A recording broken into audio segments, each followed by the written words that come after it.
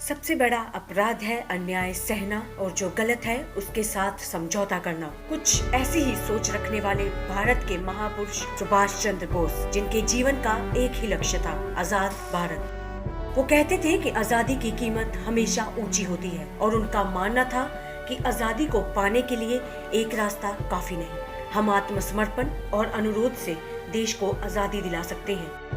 और इन्हीं दोनों रास्तों के बल पर बोस ने आजाद भारत की लड़ाई लड़ी। ऐसे ही स्वतंत्रता सेनानी और भारत के वीर पुत्र के जीवन की कुछ घटनाओं को उजागर करती नमो 9 टीवी की ये खास पेशकश, बॉस का सफर। कदम बढ़ाए जा, खुशी के गीत गाए जा, ये जिंदगी है कौम की, तो कौम पे लुटाए जा। आज़ादी का बुलंद नारा, तुम मुझे खून दो मैं तुम्हें आज़ादी दूंगा। ऐसे ही नारों से भारत के लोगों को आज़ादी का सपना दिखाते हुए बोस ने आज़ाद भारत के लिए अंग्रेजों से टक्कर दी और लोगों ने बोस के नक्शे कदम पर चलते हुए आज़ाद हिंद फौज के नारे के साथ साथ संघर्ष करते भारत को आज़ाद कराया। सुभाष चंद्र बोस का जन्म 23 जनवरी सन 1897 को एक उपाधि प्राप्त परिवार में हुआ। बोस का परिवार एक समृद्ध परिवार था।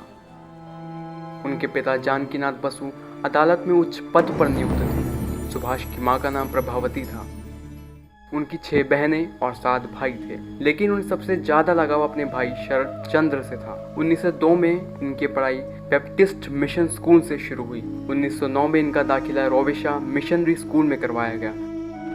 अपने कॉलेज की पढ़ाई उन्होंने प्रेसिडेंसी कॉलेज में की, जहां से बोस ने दर्शन शास्त्र में BA की परीक्षा उत्तीर्ण की। इसके बाद अपने पिताजी की आज्ञा से उन्होंने भारतीय सिविल सेवा की परीक्षा पास की। बोस की शादी ऑस्ट्रियन महिला एमिली शेंकल से हुई। विवाह के बाद बोस और एमिली की एक बेटी हुई, जिसका नाम अनीता बोस रखा गया।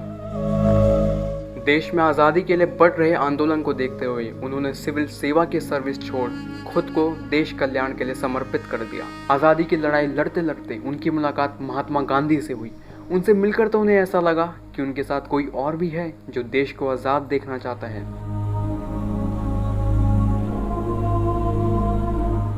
लेकिन जल्दी उन्हें एहसास हुआ कि महात्मा गांधी अपने षड्यंत्र के द्वारा शत्रु पक्ष को सुधारने की कामना कर रहे थे, जो उनके लिए सही नहीं, और इसी के चलते इन दोनों के रास्ते अलग अलग हो गए। लेकिन दोनों का मकसद एक ही था, भारत को गुलामी से मुक्ति दिलाना। सन 1931 में बोस को नौजवान भारत सभा का अध्यक्ष चुना गया। ये सभा धर्मनिरपेक्ष थी और इसके हर एक सदस्य को कसम खानी पड़ती थी कि वो देश को अपनी जाति और धर्म से बढ़कर मानेगा।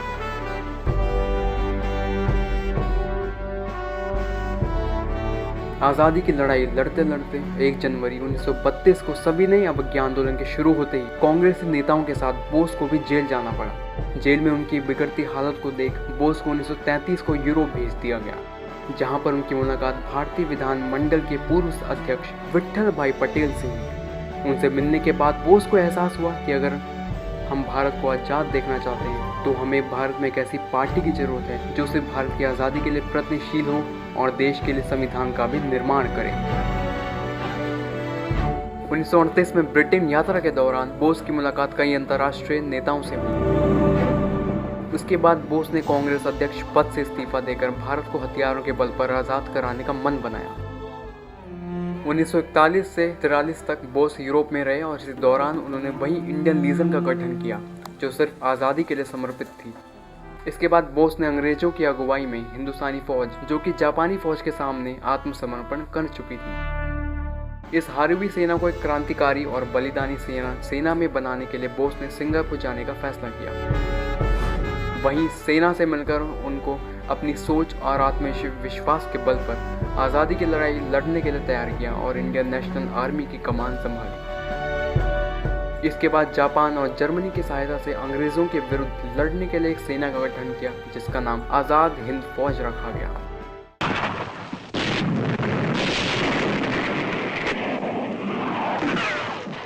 अंग्रेजों से लड़ते लड़ते जापान ने बोस और उनके साथियों को 18 अगस्त 1945 को मंचूरिया पहुंचाना था।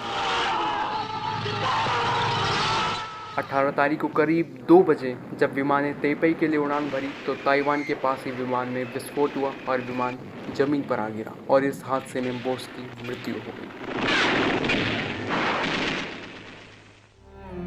कहा जाता है कि सुभाष चंद्र बोस ने अपने अंतिम सांसों से पहले अपने करीबी लेफ्टिनेंट कर्नल हबीब उर रहमान के हाथों अपने देशवासियों को संदेश दिया। हबीब, जब वापस जाओ, मेरे देशवासियों से कहना कि मैं अपने देश के लिए अंत तक लड़ा और अब अपने देश के लिए प्राण दे रहा हूँ। अब कोई शक्ति हमारे देश को गुलाम नहीं रख सकेगी। भारत बहुत जल्दी स्वतंत्र हो जाएगा। बोस के मरने के बाद भी अटकलें लगाई जाती रहीं कि बोस को उनकी मौत के बाद भी देखा गया। इस बात की पुष्टि नेहरू जी के अंतिम संस्कार के दौरान हुई, जब उन्हें वहां देखा गया। इसका मतलब यही लगाया जा सकता है कि विमान दुर्घटना में बोस की मौत नहीं हुई। ये भी कहा जाता है कि नेताजी कहाँ हैं, ये बात नेहरू जी को पता थी। फिर उन्होंने नेताजी की गुमनामी भरी जिंदगी का रहस्य किसी के सामने उजागर क्यों नहीं किया? क्योंकि ये माना जाता है कि नेहरू और बोस की गहरी मित्रता थी। इन दोनों तस्वीरों में नेताजी और नेहरू की मित्रता का साफ पता चलता है कि बोस नेहरू को अपना बड़ा भाई और शुभचिंतक मानते थे। लेकिन फिर बदलते दौर के साथ इन दोनों के रिश्तों में कड़वाहट सी पैदा हो गई और इसी कारण उनको लिखना पड़ा, मैं व्यक्तिगत रूप से जितना आहत जवाहरलाल नेहरू से हुआ उतना किसी और से नहीं। यदि वो चाहते तो हम बहुमत प्राप्त कर सकते थे। उनकी उदासीनता से भी कोई फर्क नहीं पड़ रहा था। लेकिन नेहरू जी त्रिपुरी में बूढ़े रखवालों यानी गांधी जी के साथ थे और इसी कारण नेहरू और बोस के रास्ते भी गांधी जी की तरह अलग होते चले गए। और शायद इसी कारण नेहरू ने बोस की मौत का रहस्य किसी को नहीं बताया। ये भी सुनने में आया था कि 1960 में बोस तिब्बत के एक नाथ लाता और बंगाल में शारदानंद के रूप में शैलमारी आश्रम और उसके बाद फैजाबाद में 1985 तक गुमनामी बाबा के रूप में रहे। आज भी उनकी मौत का रहस्य गुमनामी बाबा की तरह गुमनाम है। 1956 में ताइवान की तरफ से दिए गए सबूत बताते हैं कि 1945 में कोई विमान हादसा हुआ ही नहीं था, जिसके बारे में पिछले 68 सालों से चर्चा जारी है। लेकिन अब नेताजी के परिजनों द्वारा उनसे जुड़ी सभी फाइलों को सार्वजनिक करने की मांग की जा रही है। नेताजी की मौत से जुड़ी कुछ फाइलों को पश्चिम बंगाल सरकार पहले ही सार्वजनिक कर चुकी है और अब सुई की घड़ी केंद्र सरकार पर आकर टिक गई है, क्योंकि केंद्र सरकार के पास तकरीबन 130 फाइलें हैं। सुनने में तो ये भी आया कि दूसरे देशों के साथ भारत के रिश्ते खराब ना हो जाएं, इस वजह से भी लोकतंत्र में आई तमाम सरकारें नेताजी से जुड़ी फाइलों को सार्वजनिक करने में परहेज करती आ रही हैं। ना जाने इन फाइलों में ऐसा कौन सा राज है जो भारत के दूसरे देशों के साथ बनते हुए रिश्तों में भूचाल ला सकते हैं।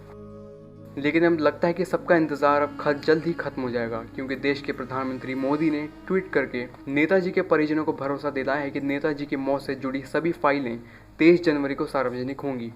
70 साल से गुमनामी रहस्य इस बार भी जनता के सामने आएगा या नहीं, ये भी अपने आप में एक रहस्य ही है। अब देखना यह है कि मोदी सरकार अपने वादों को पूरा करती है या पिछली सरकारों की तरह इस रहस्य पर नया पर्दा डालकर इसे फिर से गुमनाम कर देती है।